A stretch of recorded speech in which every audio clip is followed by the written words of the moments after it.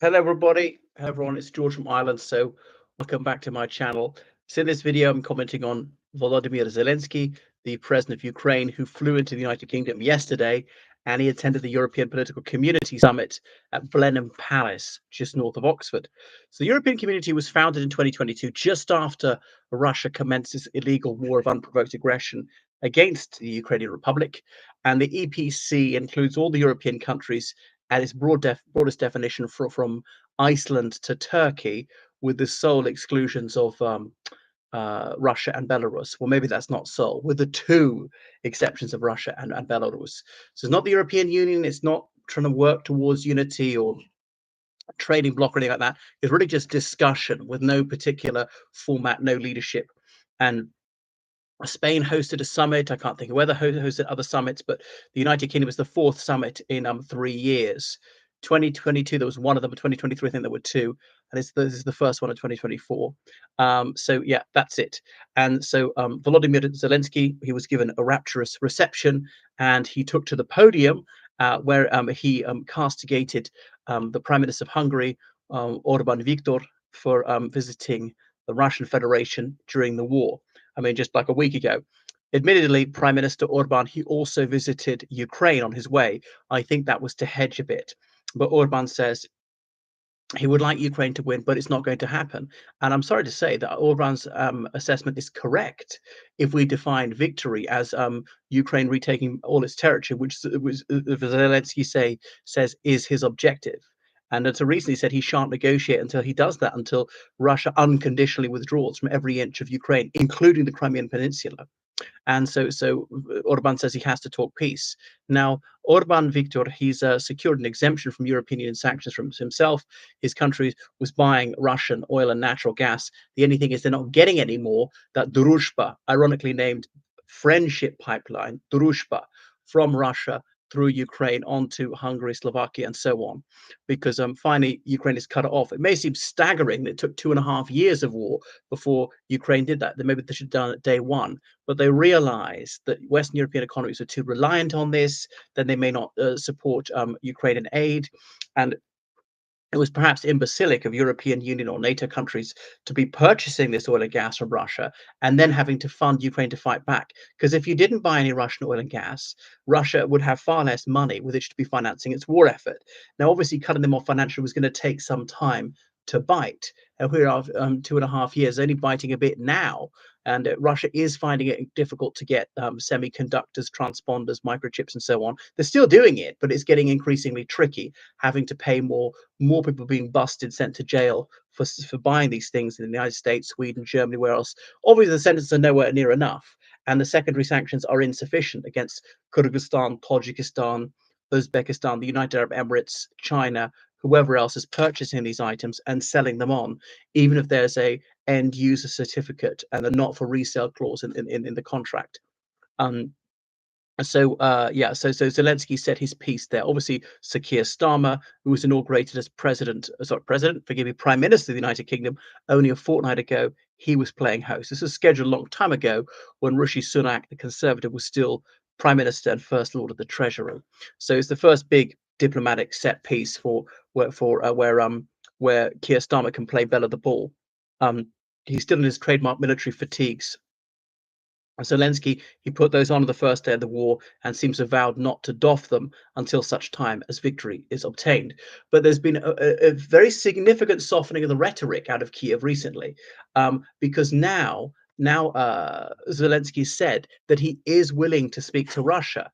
In the very first few weeks of the war, there were some negotiations. The Ukrainians thought they might just collapse, sometimes in Belarus, sometimes in Turkey.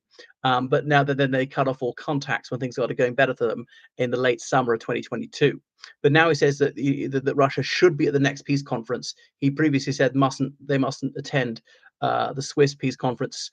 But I mean, people are correct, even if they think Putin is evil. It is true. You can't make peace on one side. You can't clap with one hand. You know, Ukraine can't make peace if Russia doesn't stop fighting.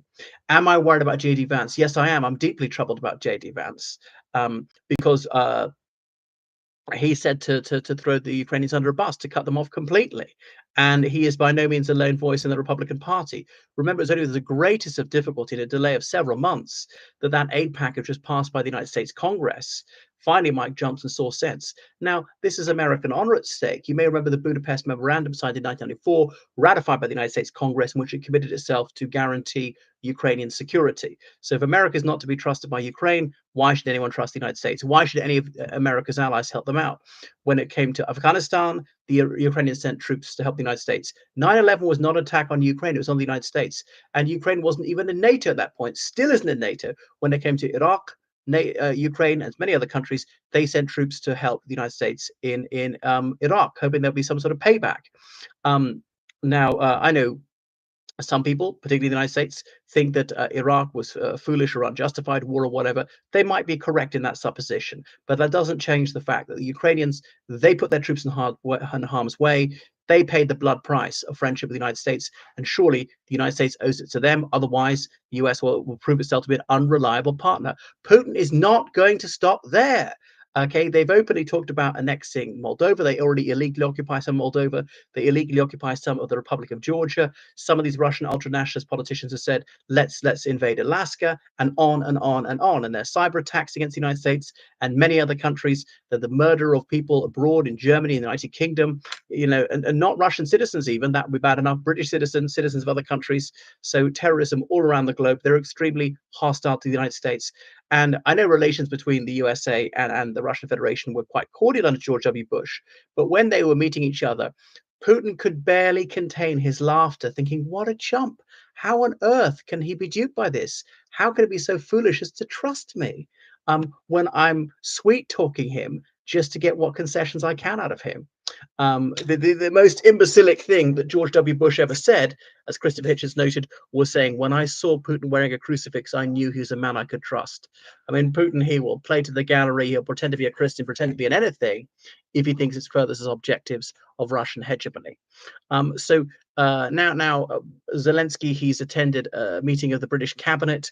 What a singular accolade. The only foreign leader to do that ever, I think, was Bill Clinton in 1997 under Tony Blair. But yes, it's nice and symbolic, and hoisting the Ukrainian flag from public buildings. What a touching gesture. But they don't need gestures. They need armaments and serious quantities, and they're not getting enough. And if Trump wins, as is likely, I give it a 60% chance. And if there's a Republican-dominated Congress, as is less likely, to control at least one house, I would give that a 60% chance. To control both houses, I think it's a bit lower, like 50% chance. But if any of that happens, aid to Ukraine is at very least going to be reduced, and it might be cut to zero. So European NATO countries and EU countries, they could supply Ukraine with all they need. But the trouble is they're too stingy and they're too short-sighted, because stop Putin now before he attacks you.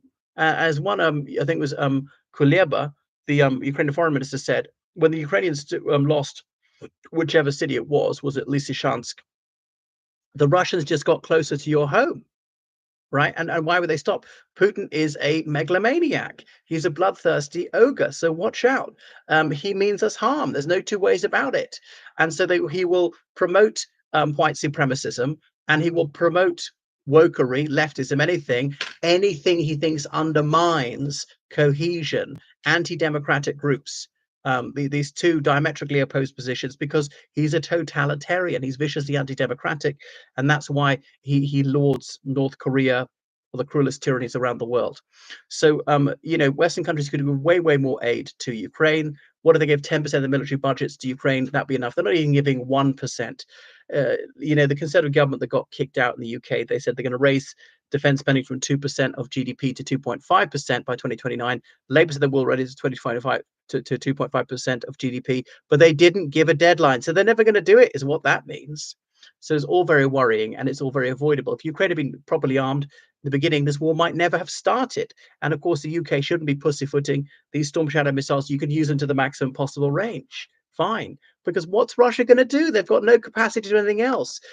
Turkey even shot down a Russian military jet that was over their airspace for seconds in 2015, and the Russians were annoyed, but their only riposte was economic, to cancel flights to Turkey. So Turkey lost out on Russian tourism. There was no military response, and everything has been a red line, and this is an escalation, and they've done nothing because all their military assets are in Ukraine. So we should be far braver about this. I thought, like a country like Sweden, now that's in NATO, I'd give half the military equipment to Ukraine. Who is going to threaten Sweden? It's surrounded by NATO countries, so they're completely safe. Anyway, thank you for watching my channel. Make sure you subscribe on Patreon, donate on PayPal. Okay, goodbye.